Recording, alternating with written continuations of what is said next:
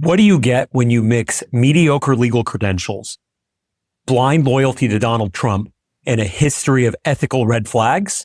You get Trump's latest nominee to the federal bench. You get Emil Bove. That's who we're talking about today, who might be the worst nominee for a federal judge position ever. Would you agree with that, Brian?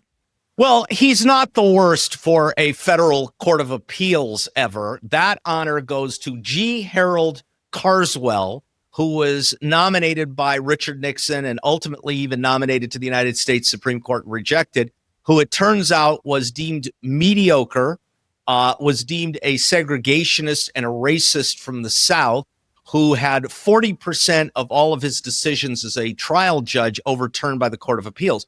But Emil so far ranks in the top 5. Yeah, I would agree. I mean, I would tell you a little bit about him, about his background, but I think we're better off starting with what he is not. He is not a judge. He's never served as a judge, and that's not necessarily a requirement. Plenty of federal court nominees don't start out as, aren't a judge right before they become nominated. But he's not. He doesn't have a very long career. I mean, he finished law school in 2008, so he's relatively young. And I think he does have a checkered past when it comes to, what people would call ethical violations, what people would call, making bargains with people, doing political favors. And there's no question, though, that he is blindly loyal to Donald Trump, right?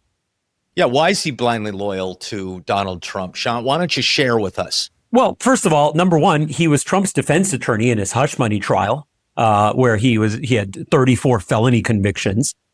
So he was Donald Trump's personal lawyer. So he has a winning record there, right? Yeah. He came in second place over there. Yeah. He came in second. He lost 34 times. Yeah. Okay. Yeah. Yeah. So he was loyal to him then. And then also we have very recently, and we've covered this on the Legal AF Network, there was a whistleblower that brought to light the fact that someone that worked under Bove in the DOJ, where he said that he reported that Bove said, you know what, fuck these laws or fuck these rules or rulings passed by other judges. We can disregard them. I mean, that is a huge red flag. I mean, this is within Trump's DOJ.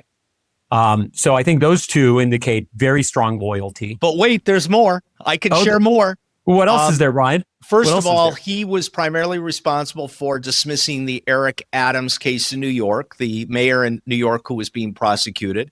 And in response to that, the federal judge there, Judge Dale Ho, said the dismissal smacks of a bargain and suggested ethical lapses. So, yeah. But of course, that's loyalty to Trump. The other thing is what we call in the law prosecutorial misconduct, because apparently during a 2018 internal inquiry, he almost received a demotion, and the federal judge later reversed a jury verdict due to, and I'm going to quote here, Shant, if that's okay, Bove's repeated failures to disclose exculpatory evidence and the misuse of search warrant returns, which sounds, if you were filling out an application to work in the Trump administration and the Department of Justice, those would be two qualities that they'd look at with high regard.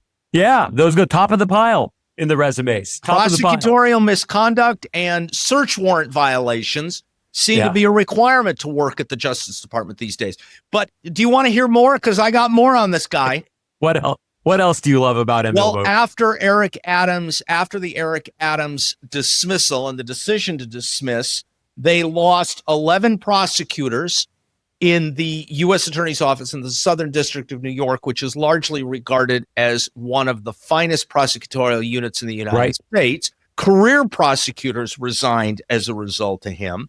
And that's a big deal, by the way. I don't want to, let's not downplay that. That's a big deal to have people, when your department does something, when your office does something, you find it so morally repugnant that you quit your job. That is wild. These are people that could have lucrative careers going out doing white collar criminal defense, and they kind of need that pedigree of being in that office, and they look at it and they go, fuck this, I'm out. I mean, that's a big deal. I also don't want to downplay, Shant, the significance of receiving a job in the U.S. Attorney's Office in the Southern District of New York, which is basically the lower part of New York, Wall Street.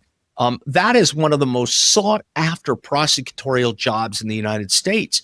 And to have people quit as a result of that, I mean, it's astounding, actually astounding. But there's more from his office and from his coworkers. They referred to him as, and I'm quoting again, vindictive, abusive, quick to bully, sharply critical, and unable to control his anger.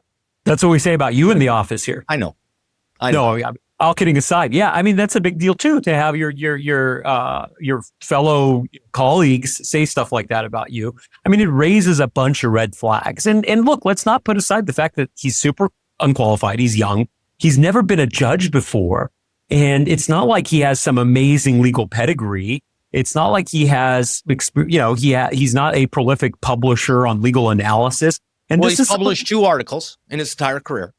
That's not a lot. I mean, look, there's probably judges that were less qualified on paper or had a less impressive pedigree. That's fine. But sure, G. Harold Carswell.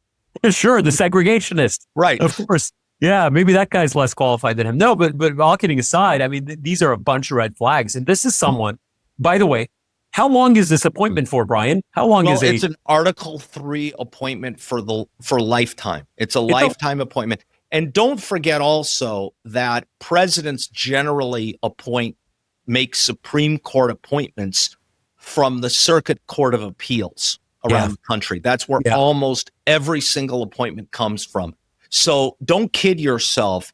Emil may be on the fast track to a United States Supreme Court appointment, particularly because you've got a couple of justices who are, getting up there in age. And they may, and especially conservative ones. So this could be a fast track for that. Sean, I do also want to mention, though, this recent whistleblower issue, and you alluded to it. What's that about? Somebody else in the Department of Justice that was working under him specifically came out and said that after courts were passing certain rulings or issuing certain rulings, he wanted to basically ignore them. His position was they should be ignored. And that's a big problem. I know, I think the quote was, he specifically said, we should be telling the courts, fuck you, and that's a big deal. And this was a fired DOJ lawyer. He denied this at his Judiciary Committee hearings before his, during this confirmation process.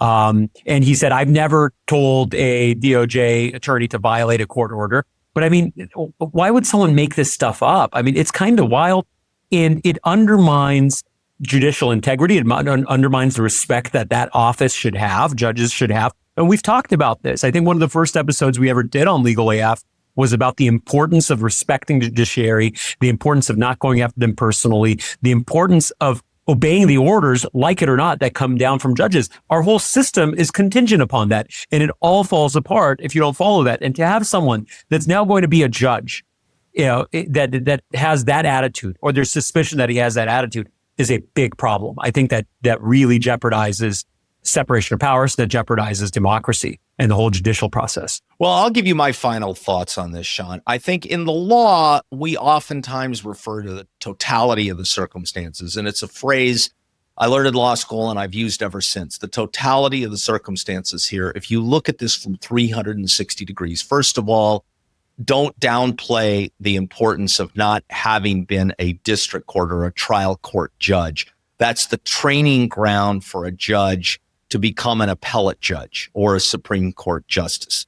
And he has none of that experience. We know that.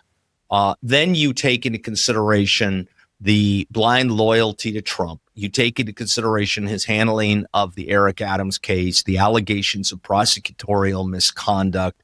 And then you add on top of that the things that people have said about him with his behavior, his temperament, who he actually is, his lack of scholarship. I think when you literally look at all of this, look at this totality of the circumstance, you have someone here who is grossly unqualified to be a United States Court of Appeal justice for the rest of his life, which is a very significant position in the United States. Don't underestimate how important these justices are. He's not G. Harold Carswell, but I think if G. Harold were alive today, he'd look at him as a mental equal.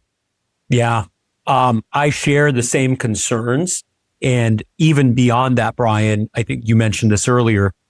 Beyond that, my concern would be that this is someone that's on the fast track to the Supreme Court of the United States. Because you have people up there, people getting up there in age, and someone like this, a blind Trump loyalist. If the people from the Federalist Society aren't loyal enough for Donald Trump and they're wreaking havoc on this country with their rulings, imagine a blind Trump loyalist being up there. I think there's a lot at stake here. This is something that should be closely followed, and it is a big problem. I mean, this is what you get with bad decisions like this, and you end up with a blind loyalist who has questionable ethics, who has a checkered past and questionable qualifications on a fast track to the Supreme Court. This is a big problem. Thanks for tuning in. I'm Shant Karnikian. That's Brian Kabateck. This is Legal AF. Our show is called Civil Action. If you want to reach out about any issues you want to hear us talk about, please do that. Find us on the socials and please follow, like, and subscribe. Can't get your fill of Legal AF? Me neither. That's why we formed the Legal AF Substack. Every time we mention something in a hot take, whether it's a court filing or a oral argument, come over to the Substack. You'll find the court filing and the oral argument there, including a daily roundup that I do called, wait for it, Morning AF. What else? All the other contributors from Legal AF are there as well. We got some new reporting. We got interviews. We got ad-free versions of the podcast and hot takes. Where? Legal AF on Substack. Come over now to free subscribe.